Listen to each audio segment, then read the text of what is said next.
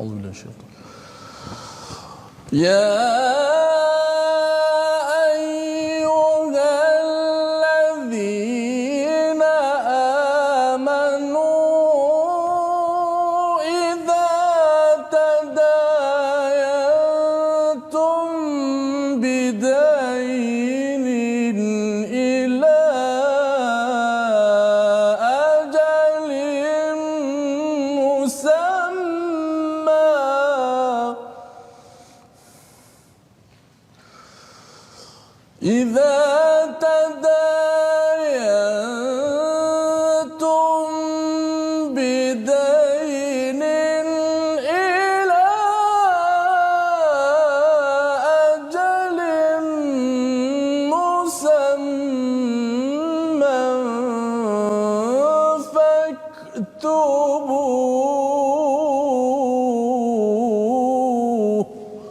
Sadaqallah. Surahul Azim. Assalamualaikum warahmatullahi wabarakatuh. Alhamdulillah wassalatu wassalamu ala Rasulillah wa ala alihi wa man walah. Syada la ilaha illallah, syada Muhammadan abduhu wa rasuluh. Allahumma salli ala sayidina Muhammad wa ala alihi wa sahbihi ajma'in. Amma ba'du. Apa khabar tuan-tuan dan puan yang dirahmati Allah sekalian? Kita bersyukur pada Allah Subhanahu wa taala pada hari yang berbahagia ini kita diizinkan menatap kepada Al-Quran, dan pada hari ini kita berada amat istimewa pada ayat yang paling panjang di dalam Al-Quran bersama dengan Ustaz Tirmizi Ali. Apa khabar Ustaz? Baik, alhamdulillah. Alhamdulillah Ustaz. Ya. Alhamdulillah. Hari ini kita berada pada ayat paling panjang Ustaz. Masya-Allah. Ya, yang paling panjang, dan bila bercakap tentang ayat paling panjang nak cerita pasal satu topik penting iaitu hutang, di mana sebenarnya dalam Al-Quran ini, dalam Islam ini menceritakan urusan dunia ini penting. Ya, urusan dunia ini penting, urusan harta ini penting.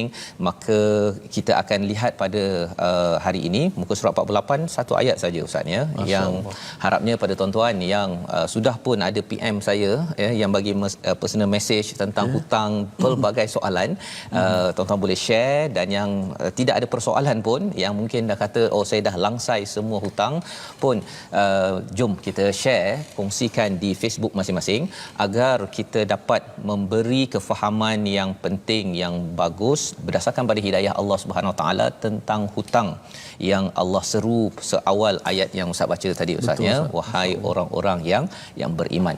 Maka kita mulakan dahulu dengan Ummul Quran Al-Fatihah pada hari ini agar kita terus kekal atas hidayah Allah bahawa sebenarnya hutang adalah salah satu daripada tanda rahmat daripada Allah Subhanahu Wa Taala kepada kita, tetapi ia perlu mengikut panduan daripada ilahi. Al-Fatihah bersama dengan Ustaz. A'udzu billahi minasy syaithanir rajim. Bismillahirrahmanirrahim. Alhamdulillahi Rabbil Alamin. Ar-Rahmanir Rahim. Maliki Yawmiddin. Iyyaka na'budu wa iyyaka nasta'in. اهدنا الصراط المستقيم صراط الذين أنعمت عليهم غير المغضوب عليهم ولا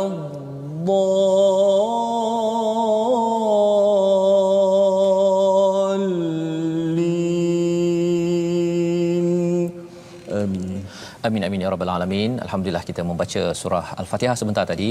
Kita memuji kepada Allah Subhanahu Wa Taala pada hari ini. Alhamdulillah, sama ada kita ada hutang ataupun tidak ada hutang Ustaznya, kita memuji pada Allah Subhanahu Wa Taala.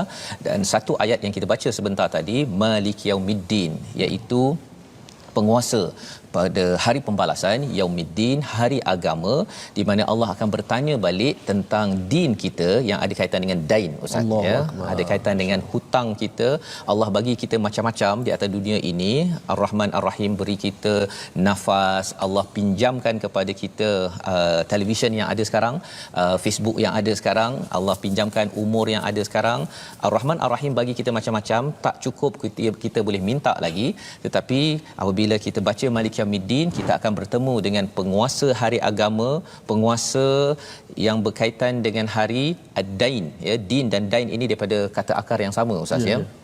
Maksudnya hutang, ya. Jadi agama kita ini adalah agama yang menitik beratkan din, dain, hutang, iaitu transaksi sesama manusia dan transaksi dengan Allah. Kalau ikut awalnya, din ini dimaklumi oleh orang-orang Arab sebagai transaksi muamalah sesama manusia, ya, sebagaimana dalam Ara'aital ladzi yukadzibu biddin, surah Al-Maun. Tapi lebih daripada itu, Quran membawa perspektif hubungan sesama manusia penting, tetapi dalam masa yang sama hubungan dengan Allah Subhanahu Wa Taala. Maka mari kita lihat sinopsis satu ayat sahaja pada hari ini, iaitu ayat 282. Apakah isinya? Kita saksikan slide, iaitu hutang, ya. Ayat hutang, piutang, ayat yang jaminan hutang, menguatkan muamalah tidak secara tunai dengan mencatat ataupun menghadirkan saksi dalam urusan transaksi sesama manusia, ya. Jadi ayatnya berkaitan dengan hutang. Adakah dia tidak ada kaitan dengan tunai? Ada sebenarnya. Jadi ayat yang panjang, ada 15 baris ini, kita akan baca bersama, insya-Allah kita habiskan sehingga ke hujung, dan kemudian nanti kita akan semak satu persatu daripada 15 baris ini, Ustaz, ya. Kita akan berhenti-berhenti kerana apa? Setiap, kalau ikutkan kepada seorang ulama yang bernama Ibnu Khawis Maudad, beliau menyatakan ayat 282 ini ada 30 hukum, Ustaz. Masya-Allah. 30, ya. Jadi kita mungkinlah tak bincangkan segala-gala hukumnya. Kita boleh bertanya kepada pakar muamalat, kepada pakar fakih, Ustaz, ya. Tetapi kita ambil beberapa perkara penting yang kita boleh teladani, yang kita ambil sebagai hidayah kita, agar kita yang berhutang, kita yang memberi hutang, ada yang orang tak bayar hutang, macam mana Al-Quran menyelesaikan isu ini, insya-Allah. Jom kita baca ayat paling panjang sebagai rekod kita, Ustaz, ya. Masya-Allah. 282 bersama tuan-tuan yang berada di rumah, insya-Allah. Masya-Allah. Ustaz, terima kasih banyak Ustaz Fazrul, juga penonton-penonton, sahabat-sahabat Al-Quran. Hari ini begitu special kerana kita berada pada satu ayat sahaja. Ya. Tapi ayat yang cukup panjang, memberi faham kepada kita, mengajar kepada kita bahawa inilah kasih sayang Allah Subhanahu Wa Taala, nak mengajar kepada kita petunjuk kehidupan kita di dunia. Ada satu rancangan di negara Arab, Ustaz. Dia, tajuknya soal wa jawab. Soal jawab. So host pergi tanya kepada orang awam, apakah surah paling ayat paling panjang dalam Al-Quran? Orang Arab ni, bukan orang Melayu, orang Arab. So ada yang jawab Ayatul Kursi. Oh, dengan apa? Semangat Ayatul Kursi. Itu bukan ayat paling panjang, itu ayat paling agung, ayat. Lalu ada yang lain jawab Suratul Baqarah. Seakan betul, tapi itu surah ini ayat yang paling panjang. Betul. Maka ayat yang paling panjang inilah yang akan kita baca dan sama-sama kita ambil pengajaran yang berguna pada hari ini, insya-Allah. So, sama-sama bila Ustaz cakap pasal ayat itu, Ustaz, ya. Dia kalau ayat bahasa Melayu dengan ayat dalam bahasa Arab berbeza, ya. Kalau ayat dalam bahasa Melayu, saya main bola, full stop, ya, habis satu ayat. Tapi bila ayat dalam Al-Quran ini, kadang-kadang dalam ayat, satu ayat itu ada banyak perkara. Kerana apa? Kerana objektif ayat dalam Al-Quran, walaupun alif lam mim, adalah untuk menunjukkan kebesaran Allah Subhanahu Wa Taala. Makin kuat keimanan kita kepada Allah, maka salah satu ayat yang akan menguatkan keimanan kita dalam segala kepayahan yang ada ialah ayat 282, Ustaz, ya. InsyaAllah. InsyaAllah sama-sama kita baca ayat daripada 282. A'udzu billahi minasy syaithanir rajim. Bismillahirrahmanirrahim. Ya ayyuhalladzina amanu idza tadayantum bidainin ila ajalin musamman واكتبوه وليكتب بينكم كاتب بالعدل ولا يأب كاتب أن يكتب كما علمه الله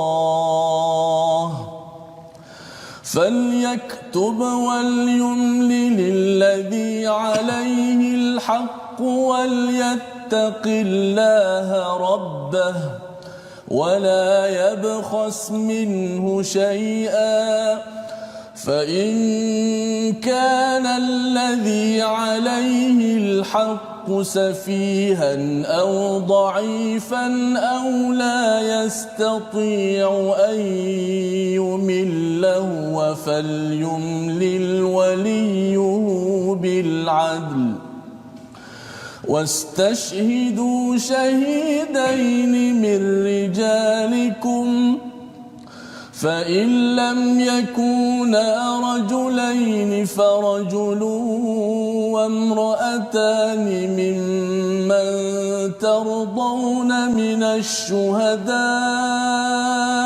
أن تضل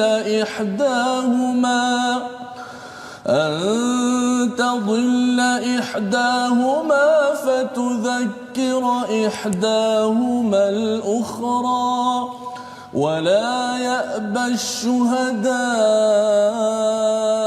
إذا ما دعوا ولا تسأموا أن تكتبوه صغيرا أو كبيرا إلى أجله ذلكم أقسط عند الله وأقوم للشهادة وأدنى ألا ترتابوا إلا أن تكون تجارة حاضرة تديرونها بينكم فليس عليكم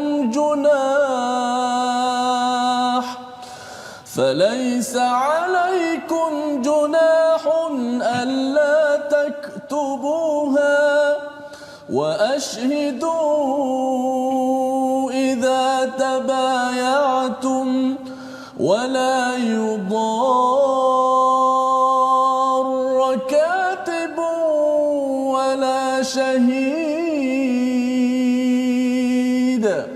وإن تفعلوا فإنه فسوق بكم واتقوا الله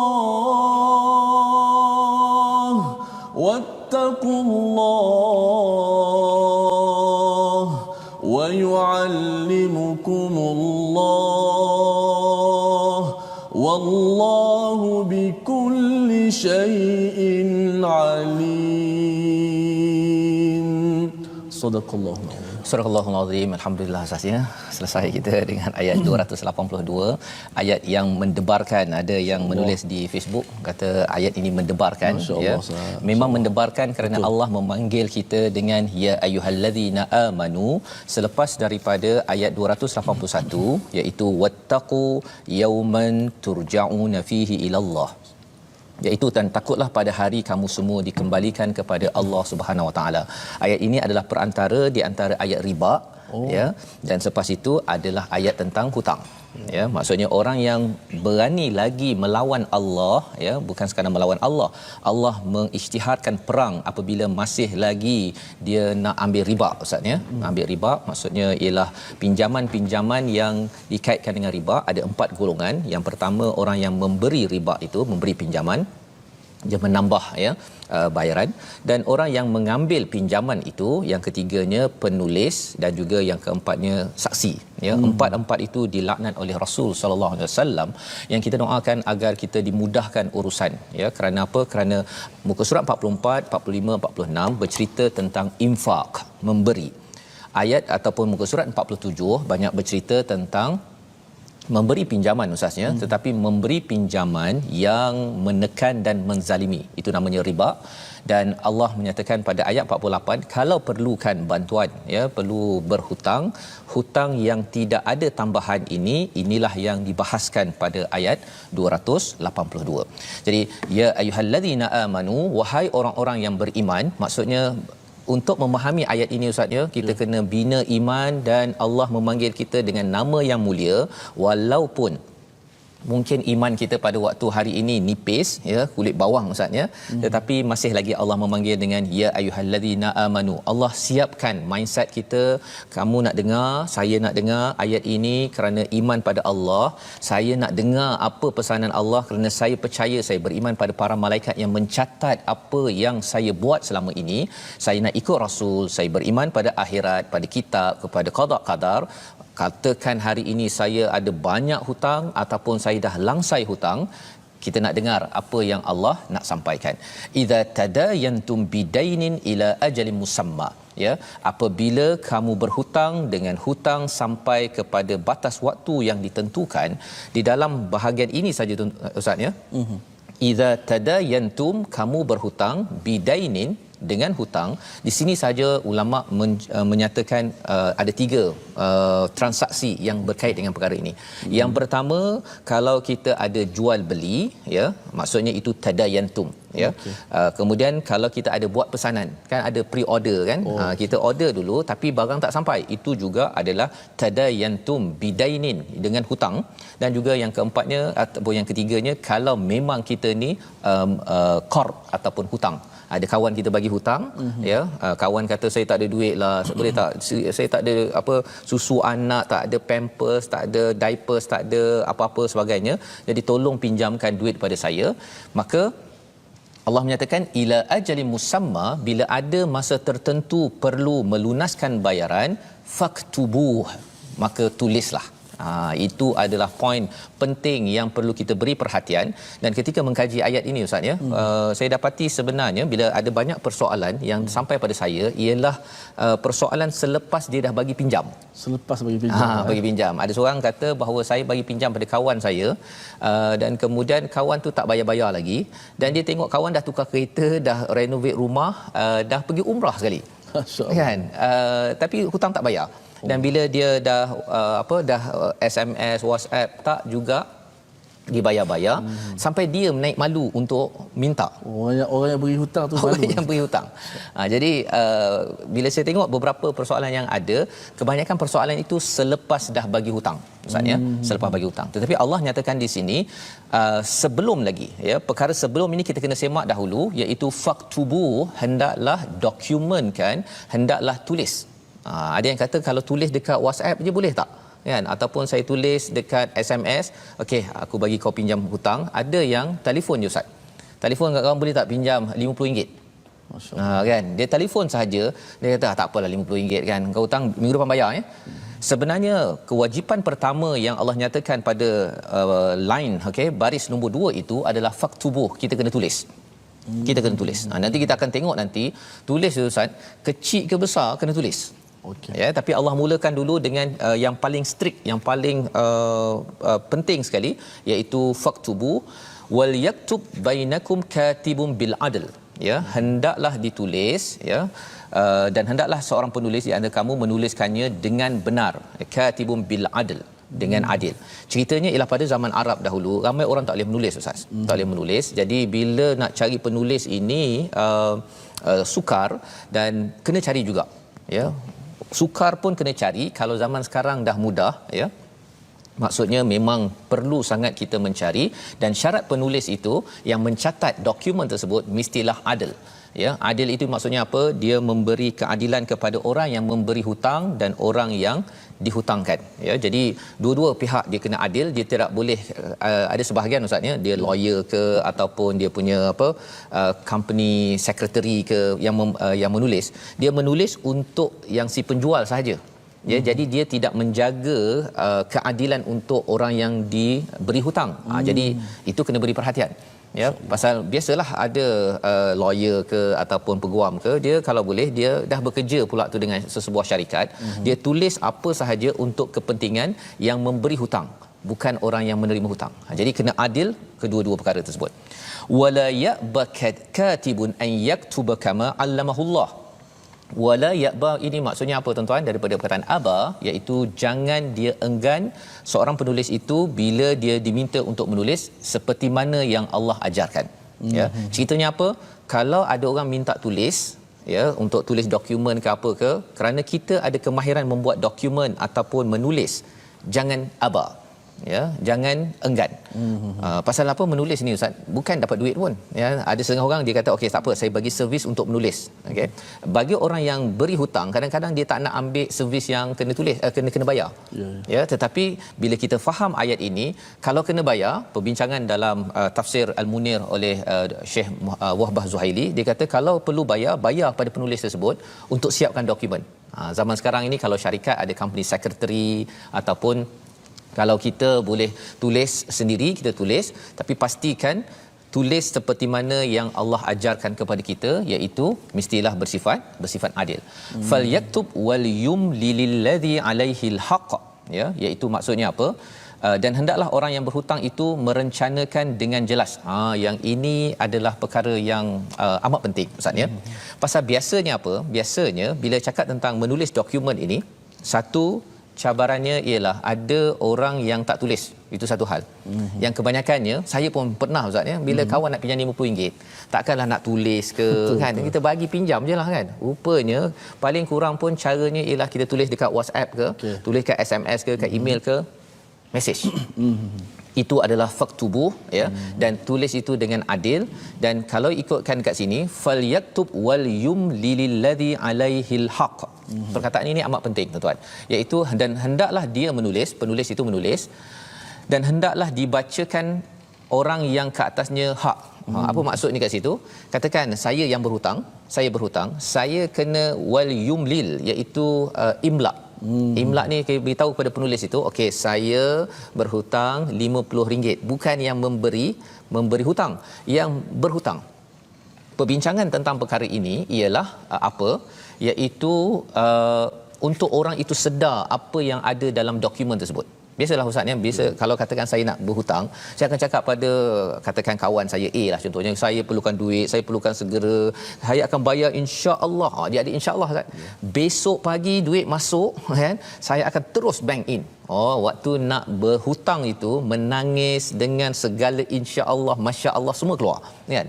Tetapi tidak cukup perkara itu, Allah nyatakan orang yang berhutang itu falyaktub, orang yang menulis itu hendaklah menulis, wal yumlil ladzi alaihil haqq, ya, hendaklah orang yang berhutang itu dia imla.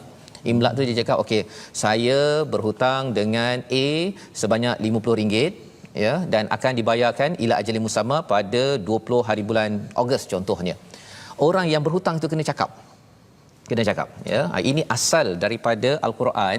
Mengapa perbincangan ulama ialah pasal biasanya orang yang berhutang ini, kalau dia tidak imla ini, yumlil ini, dia akan menyebabkan apa?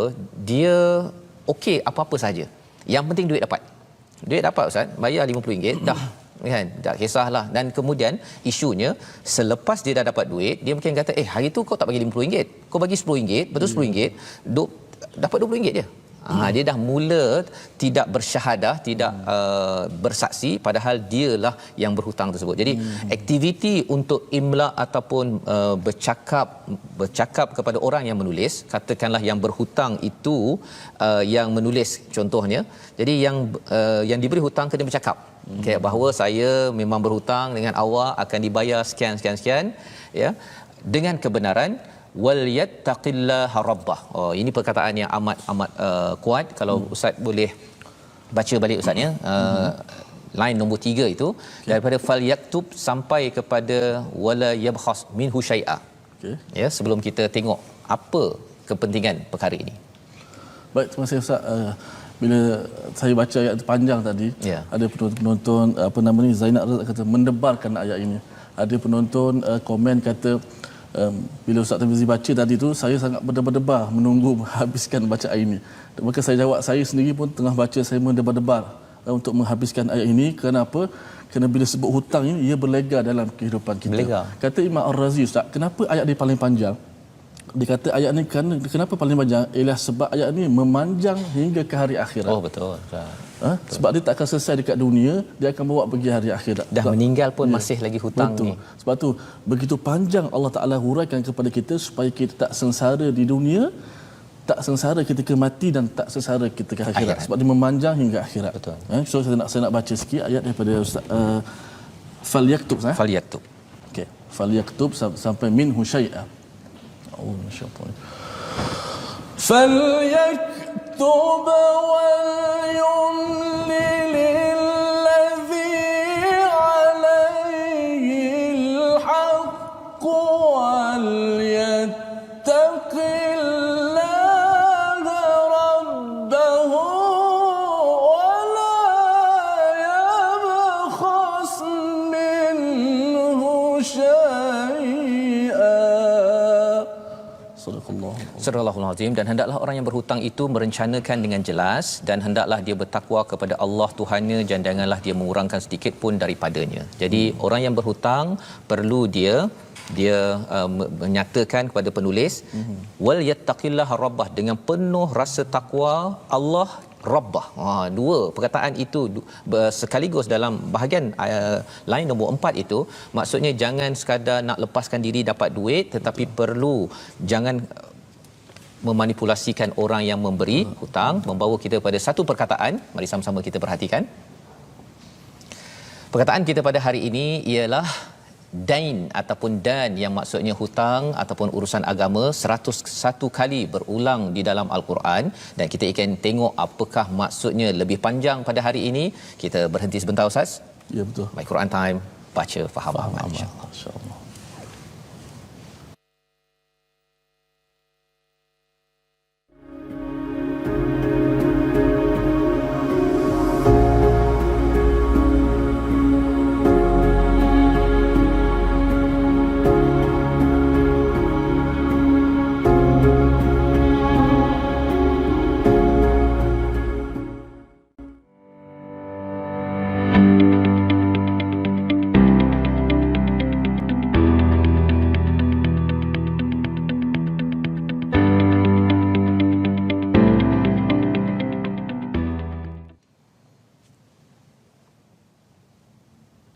Kembali kita dalam My Quran Time, baca faham amal Ustaz ya. Kita berada pada ayat yang paling panjang, terpanjang di dalam Al-Quran, surah Al-Baqarah ayat 282 pada halaman yang ke-48. Sebentar tadi kita melihat kepada perkataan dain.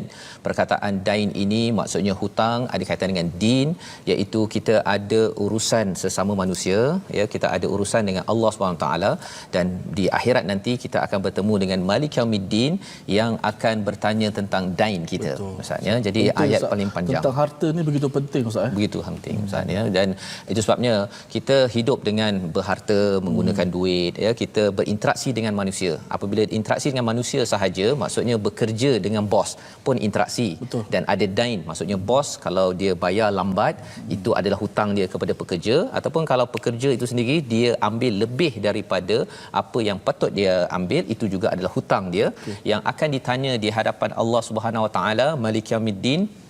Mengapa kamu tidak menjelaskan pada ila ajalin musamma? Itu adalah perkataan yang mengerikan Ustaz ya. Pasal bila ila ajalin musamma, kita ni umur kita ni ila ajalin musamma sampai satu masa je. Bila Allah tarik sahaja, kalau masih lagi tidak menunaikan hutang-hutang yang ada, maka itu akan menjadi liability ya, akan disoal dan tidak selesai di dunia, ia akan bawa sampai ke akhirat. Jadi kalau kita tengok di sini Ustaz ya, ayat 282 tadi itu kita dah bercerita tentang kepentingan mencatat. Mencatat, tapi sebelum kita pergi lebih jauh lagi, jom kita lihat tajwid pada hari ini. Baik, untuk segmen tajwid, sebelum itu kita ajak kepada semua sahabat-sahabat Al-Quran untuk bergabung di platform rasmi kita. Kita ada YouTube, kita ada Facebook, iaitu Sahabat Al-Quran, My Hashtag Quran Time, ada My Hashtag Quran Time, dan boleh tonton YouTube di My Quran Time Official. Seterusnya kita juga boleh tonton di Instagram My Quran Time Official. Baik, kita nak beralih seketika untuk tajwid pada hari ini.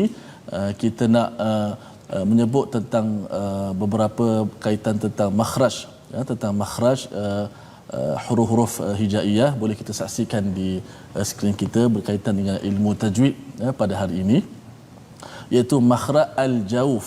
Al-jauf iaitu rongga yang pernah kita sebutkan, iaitu suara yang keluar daripada rongga tekak hingga ke rongga mulut, iaitu terdapat 3 huruf yang keluar daripada makhraj al-jauf, iaitu huruf mad, alif, waw dan ya.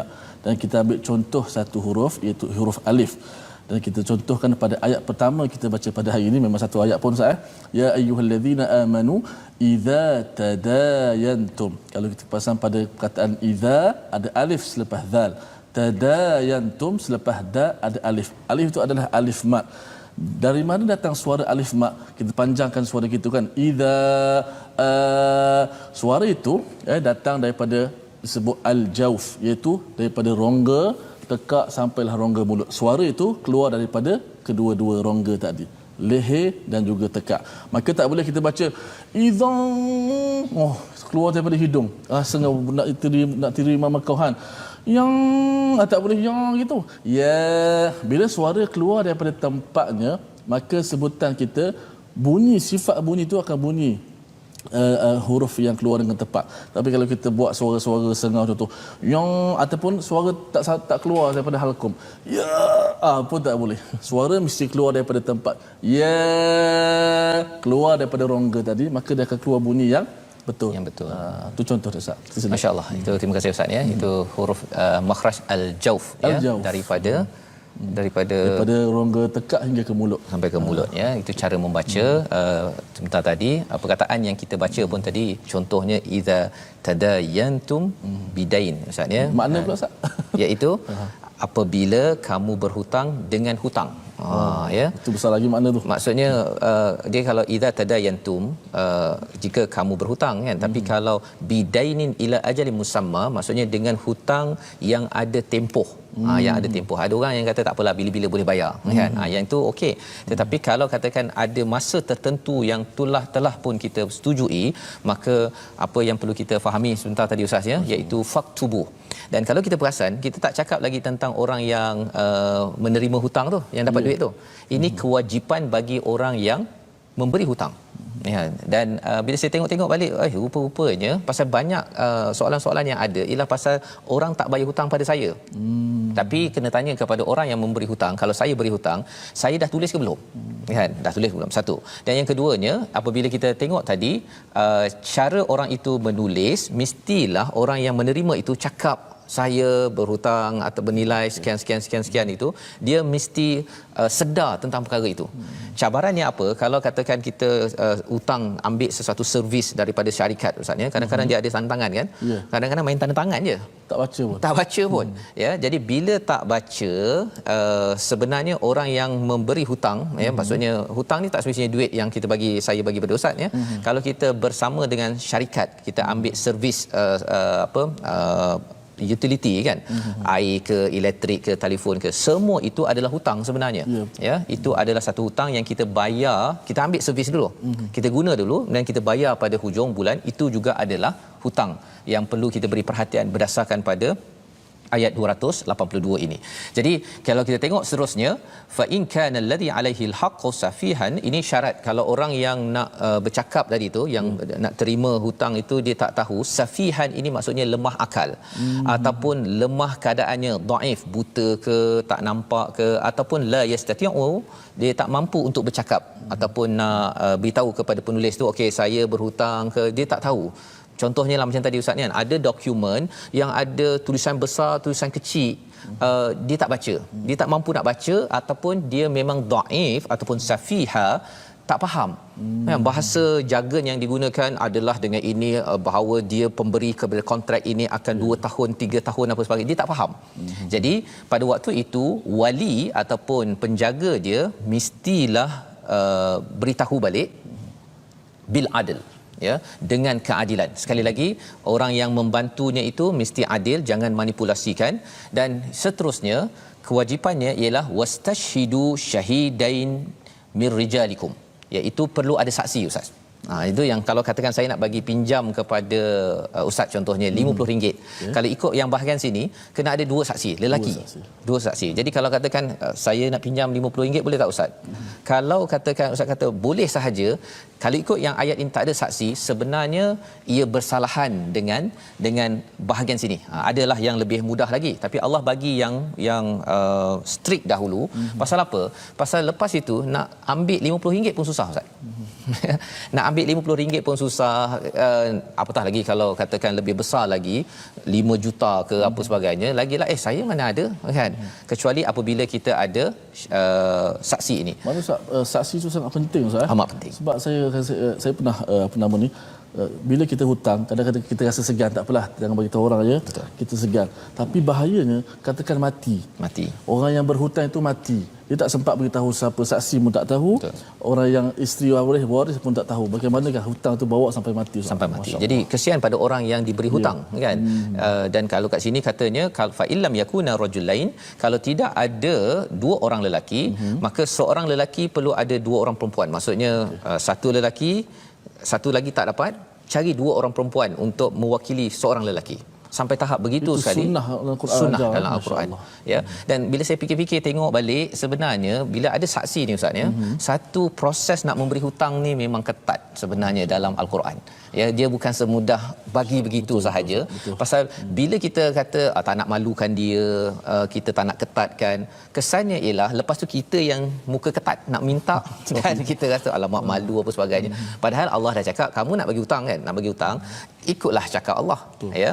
Jadi di sini Allah menyatakan peranan syuhada ini fatudzakkira ihdahumal ukhra, ya, fokus kepada dua perempuan tadi untuk mengingatkan kalau salah seorang daripadanya itu yang terlupa.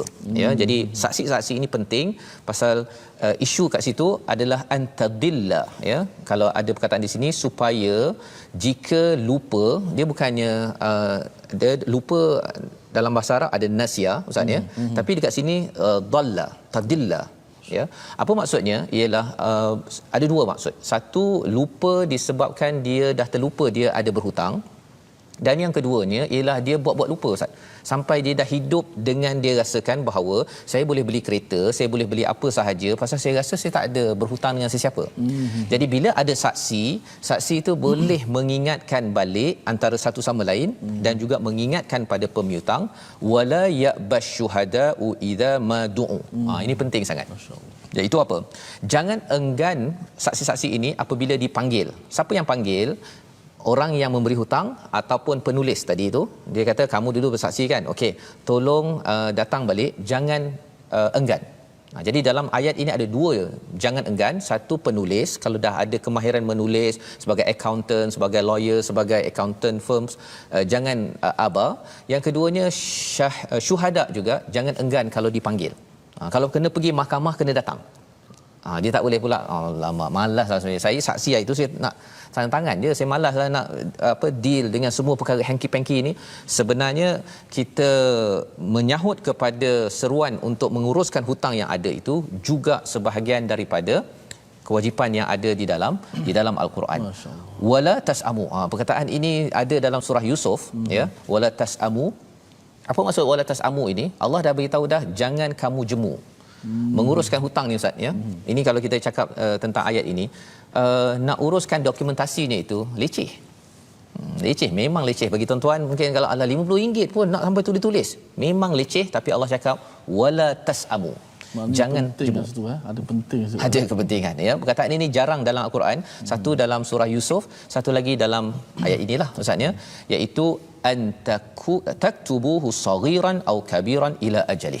Ya, sama ada untuk menuliskan hutang kecil ataupun hutang besar. Tadilah RM50 ke 5 juta ke, jangan rasa lah tak apalah, takkanlah itu pun nak dua saksi dengan ada saya berhutang. Saya ingat guru saya beritahu dengan adik-beradik pun tulis juga. Tulis juga. Hatta dengan adik-beradik. Ya, kesan tu besar daripada tu. Pasal lepas tu tak bertegur dengan adik. Dia balik raya tu dia rasa sambil makan kuih tu ustaz dia duit tabung banyak ya, dah keluar tapi dia rasa macam bila dia tengok duit tabung anak dia banyak, dia buka tabung dia, Tapi dia kata itu sebenarnya duit aku tu. Tak nak Kan? bayar. Tak nak bayar kan. Apatah lagi kalau dia ada banyak kad kan. Pergi ke supermarket mana ke kan. Banyak duit kan, boleh beli macam-macam, tapi rupa-rupanya sepatutnya kad itu dahlah kad kredit pula tu. Itu tambah riba pula ustaz ya. Tapi bila nak bayar kad ini, duit itu duit saya, tapi kalau katakan tidak ada tadi itu tulis perkara yang kecil atau yang besar, itu ada masalah. Itu sebabnya 3 manfaat yang Allah nyatakan tentang menulis ini, dokumentasi ini pada ayat zalikum itu ustaz. Kalau ustaz boleh baca sampai kepada alla tartabu. Ya, insya-Allah. Baik. Terima kasih Ustaz Fazrul. Sudah menonton, saya nak baca sikit hadis Nabi SAW tentang bahayanya hutang ini. Hadis daripada riwayat Imam Bukhari, iaitu maksudnya barang siapa yang mengambil harta manusia dia berhutang dengan niat dia nak bayar balik, bahawa Allah Taala akan menunaikan untuknya. Maknanya Allah akan bantu dia untuk bayar hutang balik. Tapi barang siapa yang mengambil harta manusia dia berhutang dengan niat untuk menghabiskannya tanpa membayar balik, maka Allah Subhanahu Wa Taala akan membinasakannya. Maka sama-samalah kita perhatikan, kerana apa? Ia berkaitan dengan kehidupan kita di hari akhirat. Sebab tu ayat ni manjang kepada hari akhirat. Bahkan sebuah hari Nabi sebut Ustaz, nafsul mu'min yakni muallaqah. Ruh orang beriman, nyawa orang beriman, dia akan tergantung-gantung di awang-awangan sehinggalah dia menyelesaikan hutang. Supaya kita tahu benda ni benda yang sangat penting dalam kehidupan kita, supaya kita tak menderita ketika di dunia, tak sengsara ketika nak mati, dan juga lebih besar lagi di hari akhirat. Jadi kalau dalam doa Ustaz ya, Allahumma inni a'udzubika minal hammi wal hazan. Betul. Ada 8 perkara punca stres dalam dunia. Punca stres yang paling besar adalah apa? Walibatid dain wa qahrur rijal. Iaitu apa? Hutang yang mencengkam dan juga manusia yang akan menakutkan kita ya. Jadi sebabnya hutang, kalau nak hutang tak ada masalah ustaz ya, kalau hutang dengan bank ke dengan apa sekalipun, tetapi mestilah mengikut panduan Quran ya, agar kita dimudahkan. Pasal kalau ustaz cakap tadi tu niat nak bayar ya, insya-Allah Allah akan mudahkan. Tapi kalau awal-awal lagi nak pinjam RM50, memang ada orang dia apa istilahnya tutup lubang korek lubang ustaz kan. Dia hutang kat sana dia bayar, lepas tu dia buka kat sana pula. Itu sebenarnya orang yang perlu diberi perhatian. Mari kita tengok kepada apakah kepentingan dokumentasi sebentar tadi. Zalikum as-satu 'indallah. Kita baca ayat itu tadi. Begitu panjang penerangan Allah kepada kita sebab nak beritahu kita panjang kehidupan kita sehingga hari akhirat. Subhanallah. Zalikum aqsatu 'indallahi wa aqwamu lish-shahadati wa adna alla tartabu. Sadaqallahul azim. Zalikum, demikian itu lebih adil di sisi Allah dan lebih kuat untuk penyaksian dan lebih dekat untuk tidak membuat keraguan. Maksudnya ada 3 perkara bila kita berhutang, kita ada catatan di situ. Yang pertama, lebih adil di sisi Allah SWT. Di sini bukan perkataan adil, tapi Allah menggunakan perkataan aqsatu.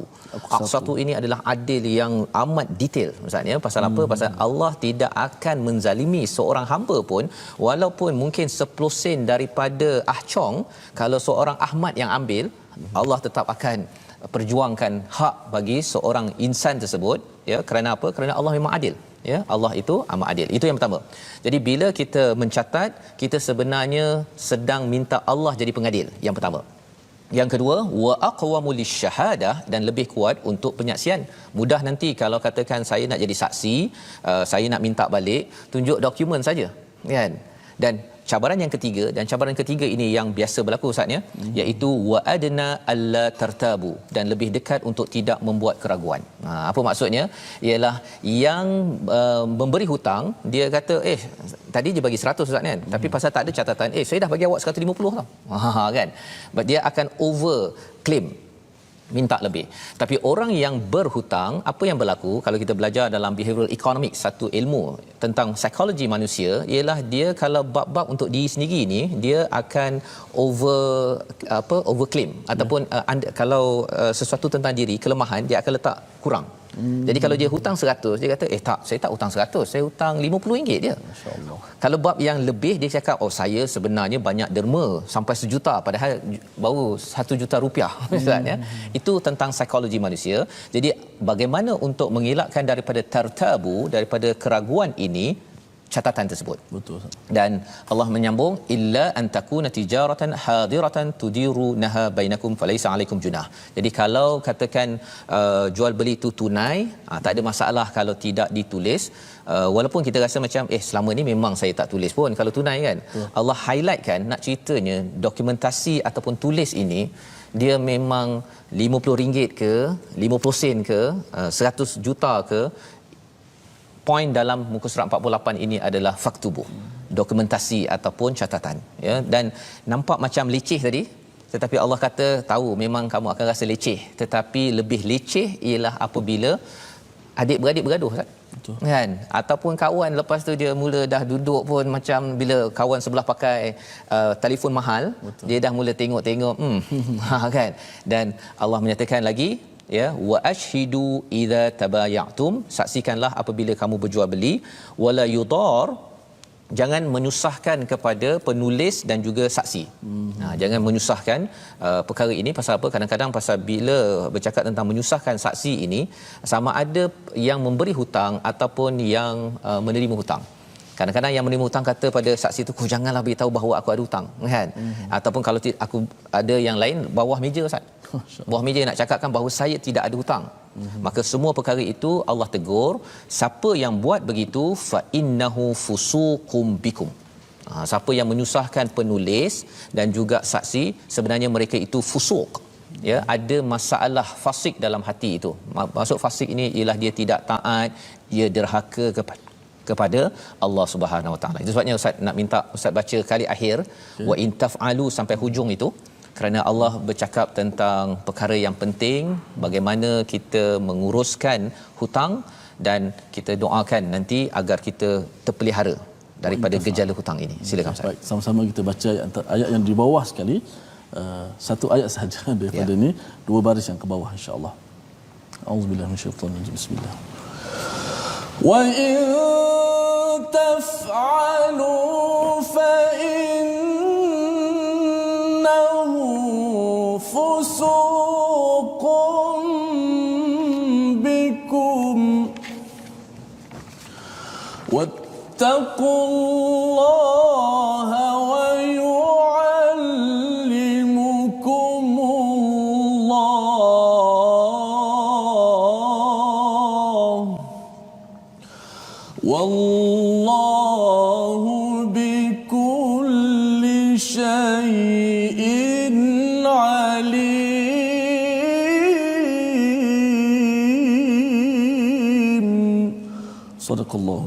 Sadaqallahul azim.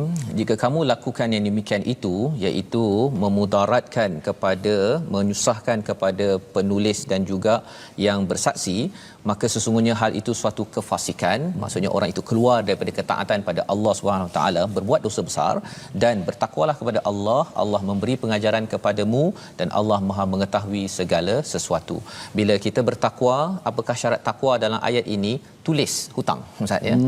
Jadi siapa yang tak ada buku 35, kata orang lah kan, buku 35 itu, kalau tak ada, zaman sekarang ada komputer, ada telefon. Betul.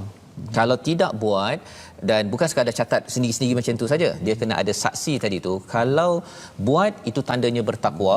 Kalau ada yang kata alamak ini susahlah, inilah cara Allah melindungi daripada banyak report-report ataupun laporan yang ada. Saya bagi pinjam pada adik-beradik, saya bagi pinjam pada kawan, kawan tak bayar, pasal memang orang berhutang tak nak bayar. Betul, Ustaz. Kecuali orang yang kata saya berhutang RM50 akan bayar bulan depan kerana Allah SWT. Maksudnya dia, apa istilah tadi, wal yattaqillaha rabbah, dia sedar ketika dia berhutang itu dia di bawah penguasaan Allah, Allah akan mudahkan. Tapi kalau proses ini yang beri hutang kata tak apalah, saya tak nak malukan, saya tak nak buat segala apa ayat 282, lepas tu orang tak nak bayar, tanggung sendirilah. Ada satu hari Nabi Ustaz, Rasulullah berdoa ketika solat, lepas solat, ya Allah, aku berlindung kepadamu daripada buat dosa dan banyak hutang. Lalu sahabat tanya, kenapa engkau selalu minta daripada bebas daripada hutang? Kata Rasulullah, Ustaz sebut tadi, jika orang yang berhutang berkata-kata, dia akan selalu berdusta, dan bila dia berjanji dia akan mengingkari janji. Hadis Bukhari. Masya-Allah. Jadi memang dah tahu dah memang Manis, orang yang nak berhutang ni memang by default istilah bahasa Inggerisnya ialah dia tak nak bayarnya, kecuali bila kita ikut panduan ini Allah mudahkan. Dan esok insya-Allah kita akan tengok macam mana kalau saya ni berhutang, saya kena buat apa ni, kan? Esok akhir lah. Besok surah. Akhir surah Baqarah pasal hutang. Masya-Allah. Itulah yang kita ingin bawa kepada resolusi kita pada hari ini. Yang pertama apa tuan-tuan sekalian? Berdasarkan pada ayat 282, lantik penulis hutang yang adil. Yang pertama. Yang keduanya ialah jangan menindas orang lemah ketika berhutang dan melaksanakan transaksi ketika jual sesuatu barang. Jangan menindas ataupun membuat klausa-klausa yang menyebabkan tertindas orang yang membeli. Dan yang ketiganya, elakkan dosa besar dengan tidak menyusahkan urusan catatan hutang ataupun bisnes, ya, maksudnya menyusahkan catatan, ya, ataupun kita tidak mahu beri kerjasama, itu juga adalah satu fusuq, satu dosa. Kerana apa? Kerana ini adalah urusan yang diperjuangkan oleh Al-Quran. Sama-sama kita doa, Ustaz. Baik. Bismillahirrahmanirrahim. Alhamdulillahi rabbil alamin.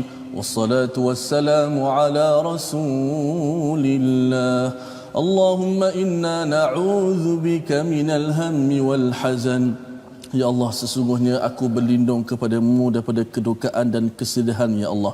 Wa na'udzubika minal ajzi wal kasal, dan aku berlindung kepadamu daripada sifat lemah dan malas, ya Allah. Wa na'udzubika minal jubni wal bukhl, wa na'udzubika min ghalabati ad-dayn wa qahri ar-rijal. Ya Allah, aku berlindung kepadamu, ya Allah, kami berlindung kepadamu, ya Allah, daripada sifat pengecut dan bakhil, ya Allah. Ya Allah, kami berlindung kepadamu, ya Allah, daripada bebanan hutang yang banyak dan penindasan manusia, ya Allah. Ya Allah, janganlah kau biarkan kami dalam mati dalam keadaan kami tidak membayar hutang, ya Allah. Ya Allah, janganlah kau biarkan kami mati kecuali kami telah menyelesaikan hutang-hutang kami, ya Allah. Ya Allah, permudahkanlah urusan sahabat-sahabat Al-Quran kami, ya Allah. Ya Allah, permudahkanlah urusan harta sahabat-sahabat Al-Quran kami, ya Allah. Ya Allah, permudahkanlah urusan mereka, ya Allah. Bebaskanlah kami semua dan sahabat-sahabat Al-Quran kami daripada dibelenggu daripada hutang piutang, ya Allah. Ya Allah, cukupkanlah bagi kami harta-harta kami, ya Allah. Ya Allah, cukupkanlah rezeki untuk kami semua, ya Allah. Permudahkanlah urusan akhirat kami, ya Allah. Permudahkanlah urusan akhirat kami, ya Allah. Amin ya rabbal alamin. Amin. Amin amin ya rabbal alamin. Moga-moga dengan ini kita lebih sensitif tentang hutang kita, Ustaznya. Dan program ini adalah untuk kita sama-sama sedar apakah pedoman daripada Al-Quran, dan sudah tentunya kita ingin menyebarkan, ya, dalam salah satu platform kita, Wakaf untuk Ummah, ya, platform untuk tuan-tuan menyumbang agar kesedaran tentang memberi hutang dan berhutang ini dapat menguruskan harta kita dengan panduan Al-Quran. Dan insya-Allah kita berjumpa pada jam 5 petang, pada jam 10 malam dan 6 pagi esok. Kita bersama-sama dalam program My Quran Time yang dibawakan oleh Mufaz, yang mendoakan pada semua agar kita dapat uruskan hutang dengan cara yang terbaik. Bertemu lagi My Quran Time, baca faham aman, insya-Allah.